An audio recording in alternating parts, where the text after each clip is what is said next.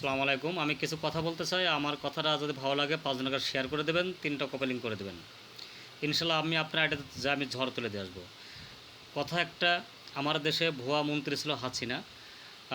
সে বহুত উদ্যোগ নিয়েছিল যে জিয়া রহমানের কবরটা ভেঙে তার বাবার কবর ওখানে পুঁতবে।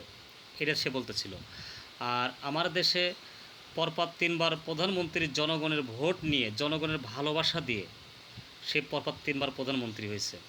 তার অসুখ হওয়ার পরে তাকে বাইরের রাষ্ট্রে তাকে চিকিৎসার জন্য সে পাঠালো না, বরং তাকে মিথ্যা মামলা দিয়ে জেল খাটালো। আমার বিএনপির অনেক নেতাকর্মীকে জেল খাটাইছে, আর আল্লাহ তাকে অনেক সুস্থ রাখছে। কিন্তু আমাদের মাঝে ম্যাডামটা মারা গেছে। আপনারা সবাই মিলে ওটার জন্য দোয়া করবেন। আর আরেকটা কথা, যে হাসিনা যদি ক্ষমতা থাকতো, আমাদের বাংলাদেশের মাটিতে কখনো তার কবর হতে দিত না। এটা আপনারা মনে রাখবেন।